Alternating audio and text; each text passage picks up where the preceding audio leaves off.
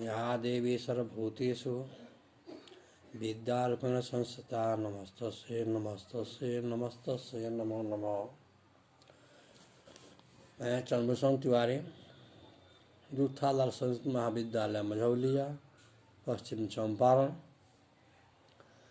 आज online class के माध्यम से मैं शास्त्रीय प्रतिष्ठा तृतीय खंड के छात्रों को मेघदूत संबंधित मेघदूत में जो काव्यगत गुण क्या है, मेघदूत किस प्रकार काव्य है, इस संदर्भ में आज छात्रों से चर्चा करने जा रहा हूँ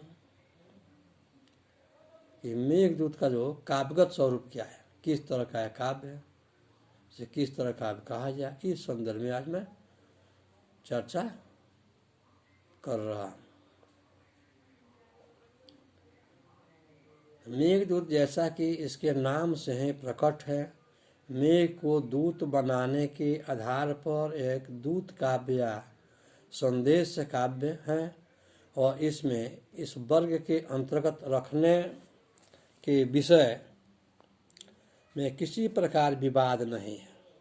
अर्थात यह मेघदूत में कवि कालिदास ने मेघ को दूत बनाया है, अर्थात शापित यक्ष अपने भारजा से विरक्त होकर रामगिरी आश्रम पर निवास करता है। इसी क्रम में, इसी वजह से, इसी घटनाक्रम में वह यक्ष मेघ को अपना दूत बनाता है और मेघ को दूत बनाकर अपने संदेशों को अपनी भारजा के पास पहुंचाने का याचना करता है। इसीलिए इस काव्य को मेघदूत नाम संज्ञा दी गई है कि यह मेघदूत नामक काव्य है, क्योंकि इस काव्य में मेघ को ही दूत बनाया गया है।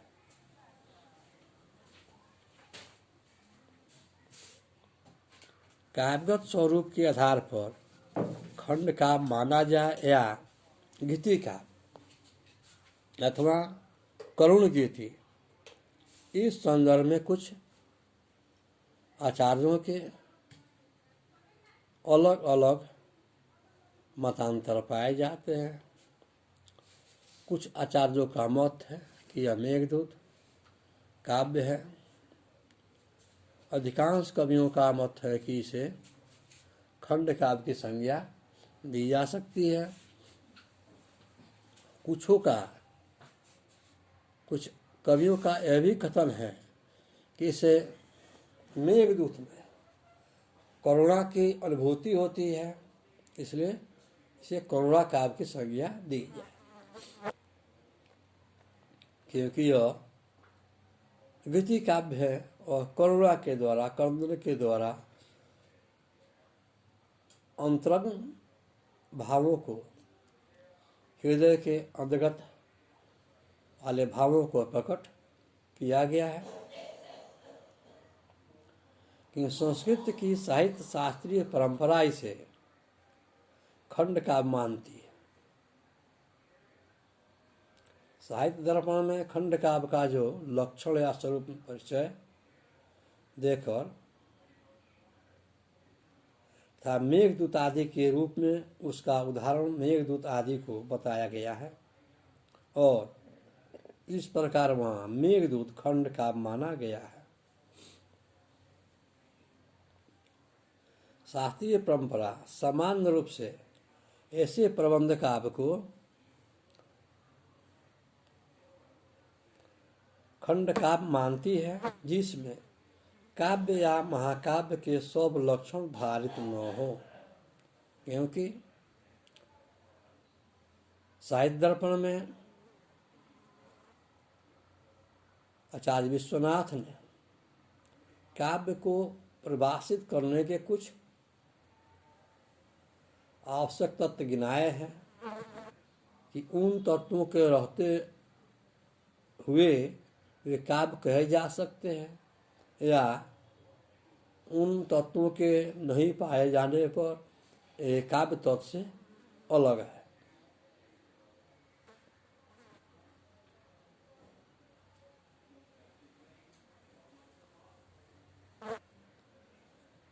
इस प्रकार खंड काव्य की परिधि बहुत व्यापक हो जाती है और उसमें महाकाव्य को छोड़कर प्राय सभी प्रकार के काव्य आ जाते हैं।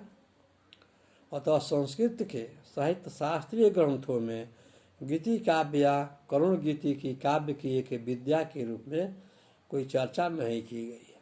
अर्थात जो खंड काव्य है या गीति काव्य है, इसके लिए साहित्य दर्पण में कोई अलग से चर्चा नहीं है।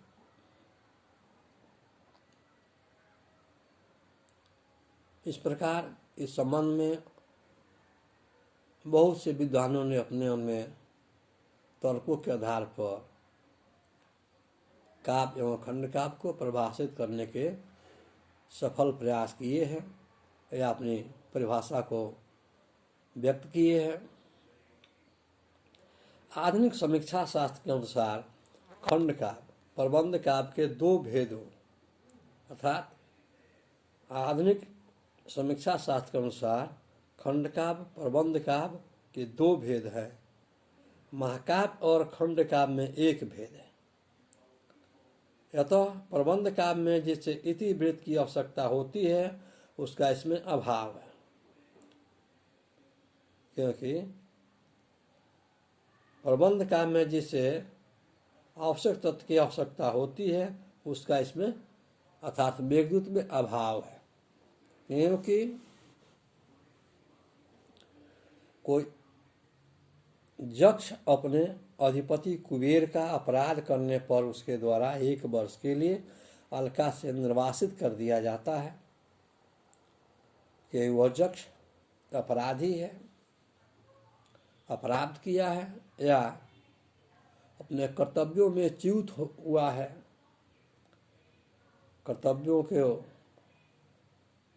कर्तव्यों का सम्मान समुचित ढंग से नहीं कर पाया है, अपने कर्तव्यों को ठीक से नहीं भी निभाया है, इसीलिए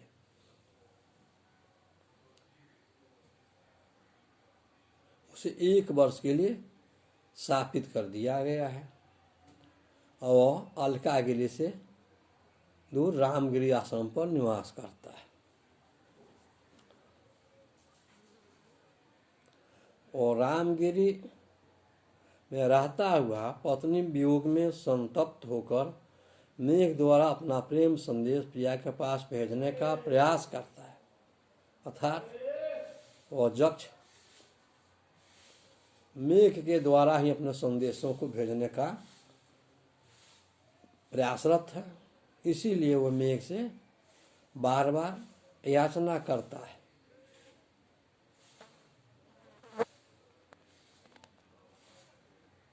और इसी प्रयास में वो रामगिरी आश्रम में बैठा है। वहाँ रामगिरी आश्रम पर बैठे बैठे यह मेघ अपने प्रलापों को, अपने आंतरिक भावों को व्यक्त कर रहा है और बार बार मेघ से याचना कर रहा है।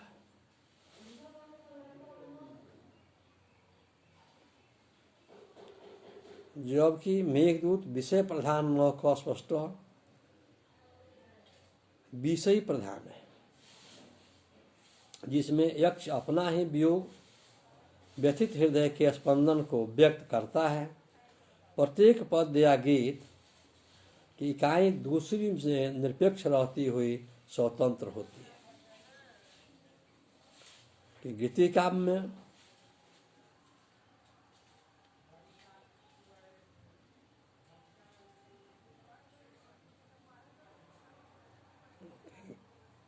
कोई विशिष्ट इतिवृत्त न होकर कवि की ही अपनी निजी कल्पनाओं भावनाओं का स्वाभाविक प्रवाह होता है। क्योंकि जो गीति काव्य है उसमें मात्र कवि की अपनी कल्पनाएं की भावना पाई जाती है और उसी की भावनाओं से वो प्रवाह होता रहता है। इसमें कवि अपने सुख दुख का या हर्ष विषाद की कथा के साथ तदनुरूप उसके हास्य एवं अश्रुओं को प्रदर्शित होता है। इस प्रकार मेघदूत में मुखरित प्रमाद हृदय कवि का ही हृदय हो सकता है। फल तो हम कह सकते हैं कि यह काव्य मेघदूत काव्य गुणों से संपन्न है, क्योंकि काव्य कवि की ही कल्पना एवं भावों के प्रवाह को भावुक सहृदयों के समक्ष प्रवाहित कर तदनुरूप प्रवाहित करने वाला मधुर श्रृंगारी काव्य है। कि यह जो काव्य है वो कवियों के हृदय के आंतरिक भावों को बाह्य में प्रकट करता है, उसी का प्रवाह होता जाता है। अर्थात इस मेघदूत खंडकाव्य को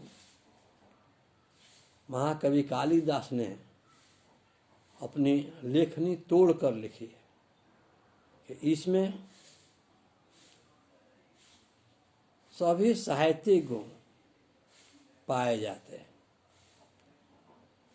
साहित्य के लिए सार्थक शब्दों का होना आवश्यक है, तो इससे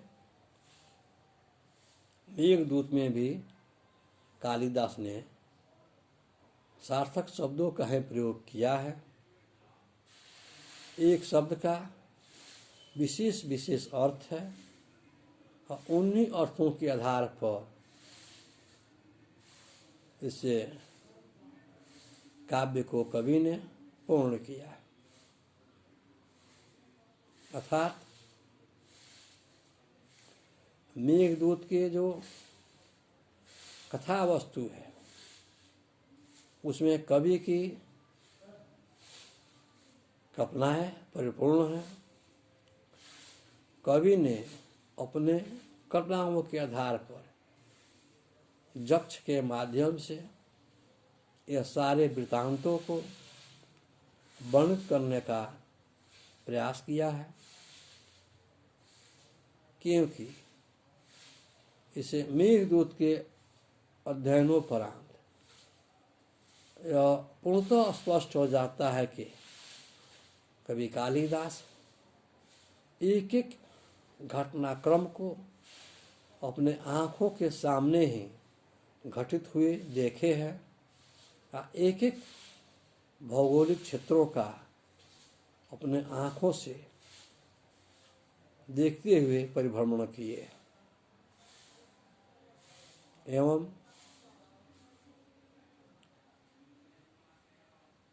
सफल काव्य में जो श्रृंगार आदि रस आदि की प्रधानता होनी चाहिए, तो इस मेघदूत में भी कवि ने अपने श्रृंगारिक पद्यों को प्रस्तुत किया है एवं इसमें श्रृंगार रस के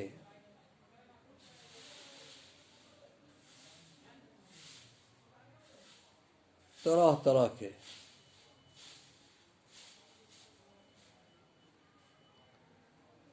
शब्द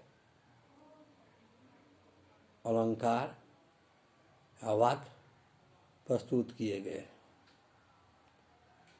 यथा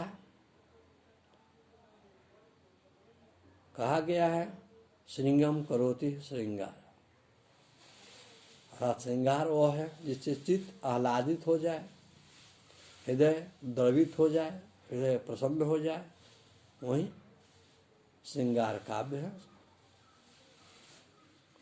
इससे मेघदूत में जो कवि ने जो अपनी कल्पनाओं को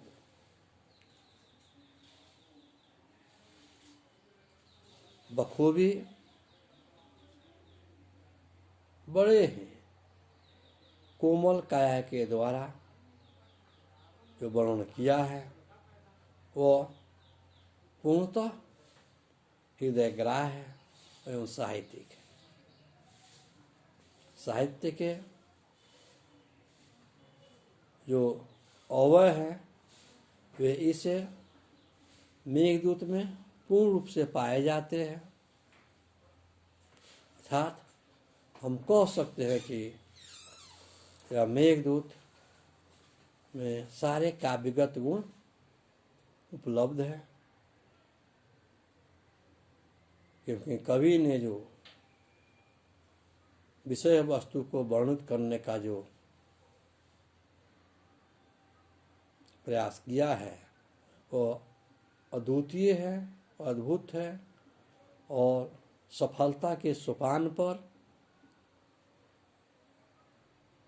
प्रस्तुत किया है। क्योंकि मेघदूत में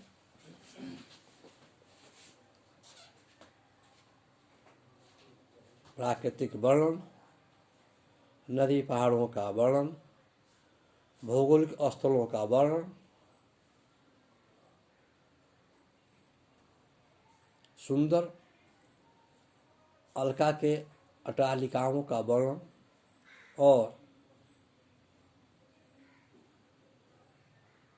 पशुपतिनाथ के शिव मंदिर का भी, शिवलिंग का भी वर्णन कवि कालिदास ने करते हुए जो विशेष वाद्य यंत्र नगाड़े का जो अर्थ अवलोकन कराया है, इस सबको देखते हुए हम कह सकते हैं कि यह मेघदूत